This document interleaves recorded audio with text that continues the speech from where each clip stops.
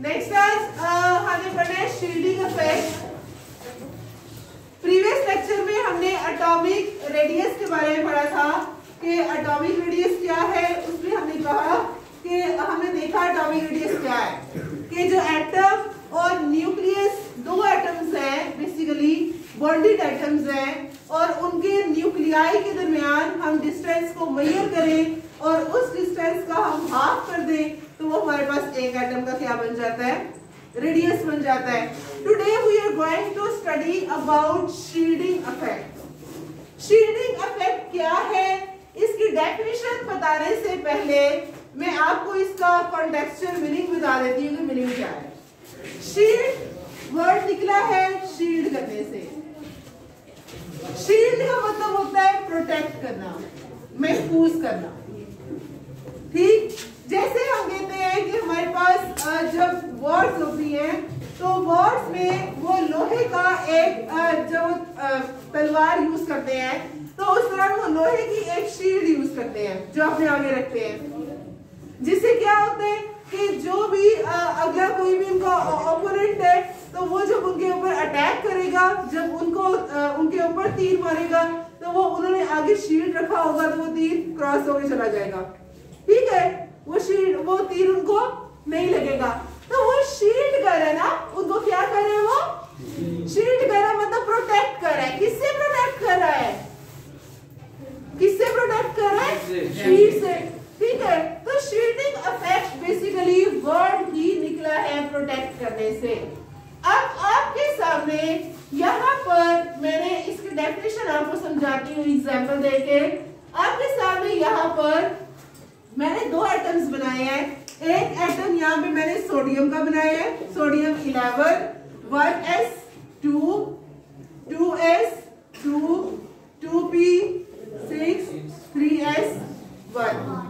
और दूसरा एटम मैंने यहाँ पे बनाया हुआ है पोटेशियम का, potassium 19, 1s2, 2s2, 2p6, 3s2, 3p6, 4s1।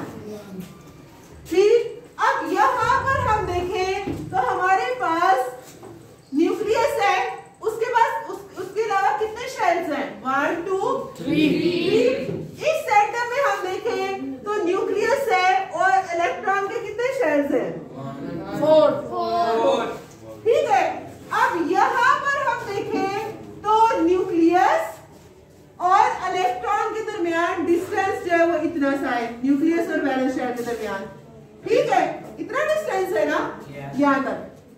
अब यहाँ पर हम देखें तो न्यूक्लियस और वैलेंस शेल के दरमियान, वैलेंस शेल मतलब जो आखिरी शेल है सबसे लास्ट, उसके दरमियान डिस्टेंस ज्यादा है।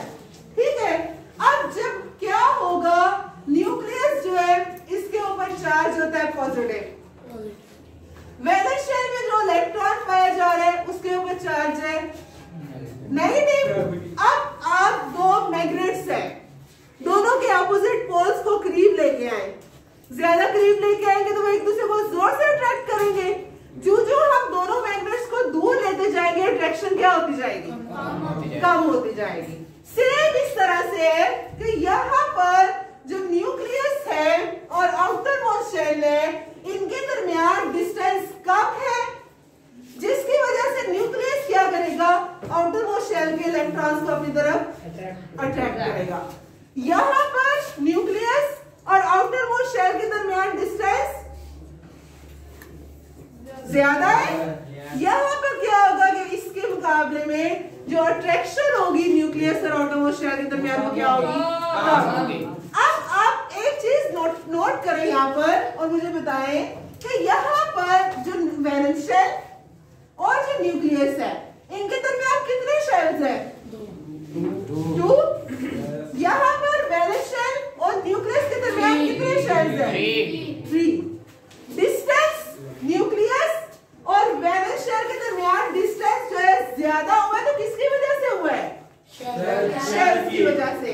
तो ये जो शेल्स हैं, ये जो इलेक्ट्रॉन्स हैं, क्या हम ये कह सकते हैं कि ये जो इनर शेल्स हैं, जो अंदर वाले शेल्स हैं न्यूक्लियस और वैलेंस शेल के दरमियान, इन्होंने क्या किया हुआ है, डिस्टेंस को कम किया है। जो न्यूक्लियस और वैलेंस शेल के दरमियान इलेक्ट्रॉन्स हैं, इन्होंने क्या किया है, जो न्यूक्लियस है, जो वैलेंस शेल है, वैलेंस शेल को इस न्यूक्लियस से बचाया हुआ है, महफूज किया हुआ है, शील्ड किया हुआ है। This is shielding effect. The electrons present in the inner shell shield or screen the force of attraction of nucleus felt by valence shell electron। कि जो न्यूक्लियस है, जो वैलेंस शेल इलेक्ट्रॉन्स है, वो जो न्यूक्लियस की जो फोर्स ऑफ अट्रैक्शन को फील कर रहे हैं। जो इनर शेल में इलेक्ट्रॉन्स प्रेजेंट है, उन्होंने क्या कर दिया, उस फोर्स ऑफ अट्रैक्शन को कम कर दिया है। This effect is known as shielding effect. क्या इसको हम कहते हैं, शील्डिंग इफेक्ट। शील्डिंग इफेक्ट कि वैसे न्यूक्लियर चार्ज इतना ज्यादा है, लेकिन अब क्या होगा, इनर शेल्स की वजह से वैलेंस शेल जो है उसके ऊपर इतना न्यूक्लियर चार्ज नहीं लगेगा।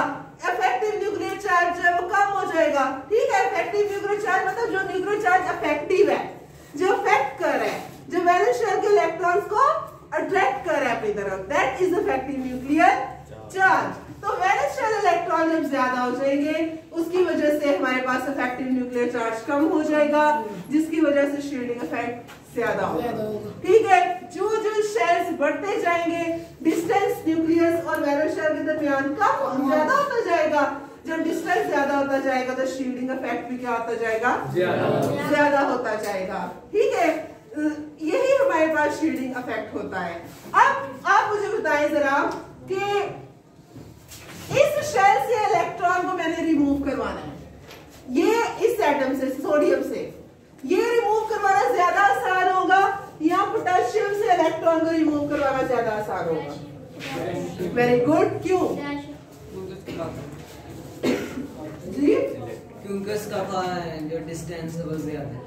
वेरी गुड, क्योंकि जो पोटेशियम है उसमें अगर हम देखें तो वैलेंस शेल का जो इलेक्ट्रॉन है वो न्यूक्लियस से बहुत दूर है, उसके ऊपर न्यूक्लियस की जो फोर्स ऑफ अट्रैक्शन है वो इतनी ज्यादा नहीं है। जब इतनी ज्यादा फोर्स ऑफ अट्रैक्शन नहीं होगी तो फिर क्या होगा, इलेक्ट्रॉन फ्री हो जाएगा और उसको रिमूव करवाना आसान होगा। अब हम कह रहे हैं कि जो ग्रुप है, जैसे हमने कल ट्रेंड देखा एटॉमिक रेडियस का, तो जो ही हम डाउन द ग्रुप मूव कर रहे थे, एटॉमिक रेडियस क्या हो रहा था, इंक्रीज हो रहा था ना। Very good. तो इसका मतलब ये है, डाउन द ग्रुप हम मूव करेंगे तो शील्डिंग इफेक्ट बढ़ेगा या कम होगा? बढ़ेगा। जब हम डाउन द ग्रुप मूव करेंगे, पहले एटम का साइज इतना सा था, फिर इतना हो गया, फिर इतना हो गया, फिर इतना हो गया, बढ़ता गया। जैसे ये डाउन द ग्रुप देखें तो सोडियम का साइज इतना है, पोटेशियम का इतना ज्यादा हो गया। तो जब एटॉमिक साइज बढ़ेगा तो शील्डिंग इफेक्ट बढ़ेगा, क्योंकि एटॉमिक साइज बढ़ने से जो इनर शेल्स है वो बढ़ेंगे, न्यूक्लियस और आउटर मोस्ट शेल के दरमियान डिस्टेंस ज्यादा हो जाएगा, तो शील्डिंग इफेक्ट भी क्या होगा, ज्यादा होगा। और इसी तरह से हमारे पास जब हम लेफ्ट टू राइट मूव करते हैं तो एटॉमिक साइज तो नहीं बढ़ा, लेकिन at the same time nuclear charge बढ़ा है, तो जिसकी वजह से शील्डिंग इफेक्ट भी क्या होगा, कम होगा। ओके, अब जैसे हम ये कह सकते हैं, कि जिनका न्यूक्लियस को हम ले लेते हैं फादर, ठीक है, इलेक्ट्रॉन्स को हम ले लेते हैं बेटा, सन। अब क्या है कि जब हमारे पास जो फादर है वो बेटे से दूर होगा, ज्यादा आउट ऑफ द कंट्री होगा, तो क्या होगा, बेटा फ्री होगा ना, फ्रीली इधर भी फिरेगा उधर भी फिरेगा, ऐसा ही है। क्योंकि डिस्टेंस दोनों के दरमियान में ज्यादा है। जो फादर है उसकी सन तक अट्रैक्शन नहीं है, लेकिन जो ही उनकी अट्रैक्शन होगी वो उसके करीब होगा, घर में होगा, पूछने वाला होगा, तो फिर जो इलेक्ट्रॉन है, जो सन है, उसको निकालना घर से आसान नहीं होगा। This is same as shielding effect. समझ आइए शील्डिंग इफेक्ट की सबको? कि सिंपल हमारे पास है कि जो इनर शेल है उसमें जो इलेक्ट्रॉन्स प्रेजेंट हैं वो आउटर मोस्ट शेल और न्यूक्लियस के दरमियान डिस्टेंस को, अट्रैक्शन को कम कर देते हैं, दैट इज शील्डिंग इफेक्ट।